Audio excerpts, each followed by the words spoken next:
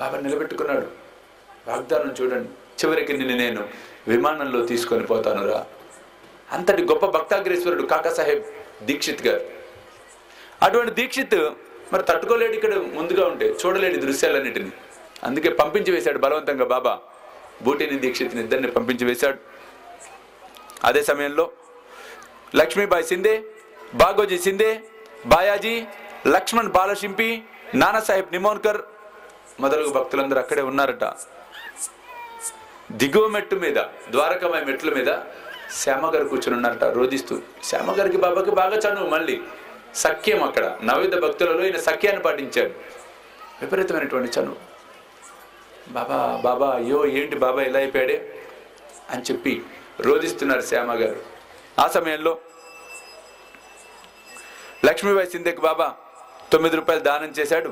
అనంతరం బాబా తనకు ఆ స్థలం బాలేదనియు, అందుచేత తనను రాతితో కట్టిన బూటి మేడలోనికి తీసుకొని పోయినా అచ్చట బాగుంటుంది అని చెప్పాడట.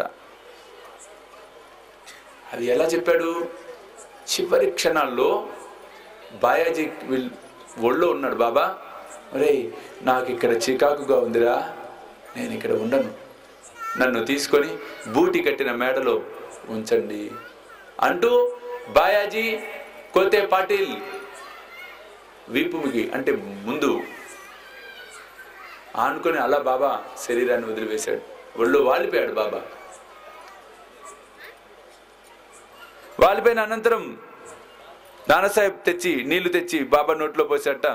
దానికన్నా ముందు ఇందులో రాయల హేమడ్ పంత్ గారు, అంటే విషయాన్ని హేమడ్ పంత్ గారు రాసి ఉంటారు, ట్రాన్స్లేషన్లో మిస్టేక్ అయి ఉంటుంది. చంద్రబాయ్ అనేటువంటి ఒక భక్తురాలు ఉంది. ఆమె కన్న బిడ్డలాగా బాబాకు సేవ చేసేది, లక్ష్మీబాయి సింధే లాగానే. ఆ తల్లికి ఎంత అదృష్టం వచ్చిందో చూడండి. బాబా నోటిలో 3 సార్లు తులసి తీర్థం పోసే అవకాశం వచ్చింది ఆ తల్లికి. చంద్రబాయి 3 సార్లు తులసి తీర్థం పోసిందట. 2 సార్లు మింగాడు, 3వసారి నోట్లోంచి బయటకు వచ్చేసిన నీళ్ళు. బాబా వెనక్కి వాలిపోయాడు. నానాసాహెబ్ చంద్రకర్ వచ్చాడు, బాబా బాబా అంటూనే ఉన్నాడు. ఒక్కసారి బాబా అలా ముందుకు కదిలి వెనకకు వాలి తన దేహాన్ని వదిలివేశాడు. ఈ సంగతి షిరిడి మొత్తం కారు చిచ్చులా వ్యాప్తి చెందింది. షిరిడి మొత్తం తెలిసిపోయింది. బాబా కొంతమంది తెలియని వాళ్ళు మరణించాడన్నారు, కొంతమంది వాళ్ళ దేహాన్ని వదిలిపెట్టారన్నారు.